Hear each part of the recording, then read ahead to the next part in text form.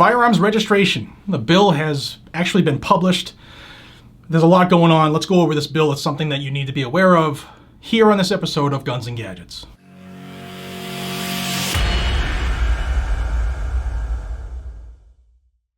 Hey everybody, welcome back to Guns and Gadgets, your premier source for Second Amendment news. Before I jump into this absolutely asinine, crazy bill, I want to thank Blackout Coffee for making all of this possible. This is my second coffee of the day. It's one of those days reading these bills. Yeah, check out Blackout Coffee. It's blackoutcoffee.com/GNG. Links down below. Don't forget, it is the Valentine's Day sale, and you can save 15% with code Valentine15. Link down below. Also, check out the USCCA. If you're especially if you're a new gun owner, they have a lot of education on there. There's a lot of training on there, and as a member, you also get self-defense liability insurance. And it's always a plus to have attorneys on your side, already on retainer. And instead of actually finding somebody who will represent you. So check them out, guys and gals, uscca.com/GNG. Thank you to USCCA and Blackout Coffee for sponsoring Guns and Gadgets. Let's get into this bill. HR127. For those of you who watch regularly, it'll ring a bell because I mentioned this 3 weeks ago when it was pre-filed by Sheila Jackson Lee, a crazy anti-gun representative out of Texas. And it's a bad one, guys. I mean, I told you back then that we should be concerned about this bill, but there's more to it other than registration. So I figured we'll go through the bill just so you can see exactly what is in here, because there's a lot of people talking about it, but let's know exactly what we're fighting. Here we go. So this is HR127. You can see it on the screen here, and I'm just going to jump through the parts that we need to go over. It's not going to be a huge, long soliloquy, but you can see here it's for licensing of firearms and ammunition possession and registration of firearms. And real quick, it says, in general, the Attorney General, through the Bureau of Alcohol, Tobacco, Firearms, and Explosives, shall establish a system for licensing the possession of firearms or ammunition in the United States, and for the registration with the Bureau, each firearm present in the United States. That would mean a registration of every gun, not just going forward if this were to ever pass law. This is as written, this is actually an unconstitutional bill, like most of the gun control laws are, because they're all an infringement. But this actually violates standing law. But they don't care about that. This would actually put the onus on you, the gun owner, to send them an acknowledgement of everything you own, and we'll go over that too. So back to the bill. What would be required information? Under the firearms registration system, the owner of a firearm shall transmit to the Bureau the make, model, serial number of a firearm, the identity of the owner of the firearm, the date the firearm was acquired by the owner. I mean, some of us might not be able to answer that on a good day anyway. And where the firearm is or where it will be stored. And a notice specifying the identity of any person to whom and any period of time during which the firearm will be loaned to the person. So guys, if you have a gun and your wife carries it every now and then, or will use it at the range, you would have to put that down as well. Next, the deadline for supplying this information. The transmission required by this paragraph shall be made, A, in the case of a firearm acquired before the effective date of this section, so that's everything that everybody currently owns in the United States, within 3 months after the effective date of this section, or B, in the case of a firearm acquired on or after the effective date, on the date the owner acquires the firearm. So there's a problem right there. I mean, how many guns are in the US? A couple 100 million is a solid estimate. So 90 days. The government, who can't do anything right, within 90 days they're going to be able to handle this, right? No. Now let's talk about this database. In general, the Attorney General shall establish and maintain a database of all firearms registered pursuant to this subsection. The Attorney General shall make the contents of the database accessible to all members of the public, all federal, all state, and all local law enforcement authorities, as well as all branches of the United States Armed Forces and all state and local governments as defined by the Bureau. So that means that the neighbor down the street or anybody who's intent on breaking in your home could just do a little search and figure out what you own, and if you remember the first paragraph, where it's kept in your home. Now let's go to the licensing system. So that was the registration. That's the one-headed monster. Here's another headed monster, licensing. You can see general license. Except as otherwise provided in this subsection, the Attorney General shall issue to an individual a license to possess a firearm and ammunition if the individual, 1, has attained 21 years of age. 2, after applying for the license, you must undergo a criminal background check conducted by the National Instant Criminal Background Check System established under Section 103 of the Brady Handgun Violence Prevention Act, and the check does not indicate that possession of a firearm by the individual would violate subsection G or N of Section 922 or any state law. And 2, you must undergo a psychological evaluation conducted in accordance with paragraph 2, and the evaluation does not indicate that the individual is psychologically unsuited to possess a firearm. And 3, successfully completes a training course certified by the Attorney General in the use, safety, and storage of firearms that includes at least 24 hours of training and demonstrates that on issuance of the license, the individual will have, in effect, an insurance policy issued under subsection D. So here we have, you have to be 21. So anyone who's 18 or over, they're going to strip you of your rights to buy, possess, own, touch, look at, drool over a firearm. Number 2, everybody goes through a background check system. The NICS system. However, don't forget that the Universal Background Check Bill is still lurking in the distance. Then you have to undergo a psychological evaluation. And we're going to talk more about that because it's not just that easy. There's going to be a who. Also, it's not just you, but who else they'll subject to a psychological exam because you want a gun. And then there's training, 24 hours of training minimum. It has to be okayed and certified by the Attorney General or the Fuhrer. And then the liability insurance policy. You're going to need to be able to pay for an insurance policy. You're going to need to be able to pay for the 24 hours minimum of training. You're going to need to be able to pay for your psychological exam. You're going to have to pay for this license.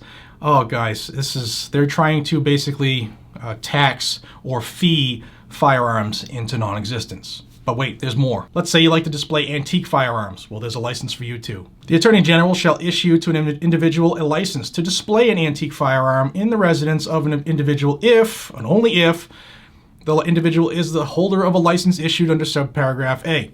You must supply proof that the individual owns the antique firearm. You must describe in the manner which the firearm will be displayed in accordance with regulations prescribed by the Attorney General and certify that the firearm will be so displayed. You also have to demonstrate that you have provided for storage of the firearm in a safe or a facility approved by Der Fuhrer for storage of firearms. Now, for those who might have ARs or AKs or any older military style weapons, well, there's a different license for you too. Military style weapons license. The Attorney General shall issue to an individual a license to own and possess a military style weapon if the individual is the holder of the license issued in subparagraph A. Must, after applying for the license under the subparagraph, successfully complete a training course certified by the Attorney General in the use, safety, and storage of the weapon that includes at least 24 hours of training and live fire training. So you have to have the license first off to have the gun, and then a license to have a military styled gun, and there's extra training in addition to that 24 hours. You have to have another 24 hours that includes live fire too. See what they're doing? Now let's talk about that psychological exam. The psychological evaluation. A psychological evaluation is conducted in accordance with this paragraph if, and only if, A, the evaluation is conducted in compliance with such standards as shall be established by Der Fuhrer. B, the evaluation is considered by a licensed psychologist approved by Der Fuhrer. C, as deemed necessary by the licensed psychologist involved, the evaluation included a psychological evaluation of other members of the household in which the individual resides. Let me say that again. A psychological evaluation of other members of the household in which the individual resides. You want a gun? You have 4 kids and a wife. Maybe your mom lives in the house. Maybe your mother-in-law. Everybody gets a psychological exam because you want a gun. You want to hear more about that? As part of the psychological evaluation, the licensed psychologist interviewed any spouse of the individual, any former spouse of the individual, and at least 2 other persons who are members of the family of or an associate of the individual to further determine the state of the mental, emotional, and relational stability of the individual in relation to firearms. Guys or gals, do you have an ex? Maybe you don't get along anymore? Well, they're going to play a big hand in your ability to have your Second Amendment, your constitutionally guaranteed right given to us by the Creator, enumerated in the documents that founded this country. But they get to determine if you get to keep your rights. The next part goes over denials and suspensions of all these different licenses. Oh, and one of the reasons you can have your license suspended is if you don't maintain your liability insurance for firearms in the previous 12 months. And speaking of that insurance, let's talk about that now. In general, the Führer shall issue to any person who has applied for a license pursuant to subsection C and has paid to the Führer the fee specified in paragraph 2 of this subsection a policy that insures the person against liability for losses and damages resulting from the use of any firearm by the person during the 1-year period that begins with the date the policy was issued. And it even says that you'll have to pay $800 for this. So the government is going to tell you what you need to do, how you need to do it, and what you need to pay. That's called extortion. But let's continue. Let's talk about the prohibition on possession of certain ammunition. That's right, this bill just keeps on giving. In general, Section 922 of Title 18 of the U.S. Code, as amended by Section 2 of this Act, is amended by adding at the end the following. It shall be unlawful for any person to possess ammunition that is 50 cal or greater.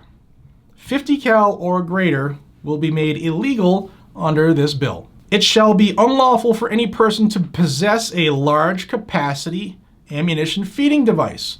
Oh look, a magazine ban is in this bill too. And of course that won't apply to the government, they get to have all their stuff. But let's go down to the definition of what they say a large capacity ammunition feeding device is. Here it says, Section 921A of such title as amended by Section 1 of this Act is amended by inserting, after paragraph 30, the following. The term large capacity ammunition feeding device means a magazine, a belt, a drum, a feed strip, or similar device that has the capacity of, or that can be readily restored, or converted to accept more than 10 rounds of ammunition, but does not include an attached tubular device designed to accept and capable of operating only with 22 cal rimfire ammo. All right, so now I know most of the people out here are saying, hell no, I'm not gonna do it, won't comply, what's the worst they can do to me? Well, let's just tell you what the penalties are that these elites want to impose on those of us who have just been exercising one of our many rights. Here we go. Penalties are, whoever knowingly violates this shall be fined not less than $50,000 and not more than $100,000, imprisoned not less than 10 years and not more than 20 years, or both. And that's just for the license for those. That's just for the license. And then you could also do this.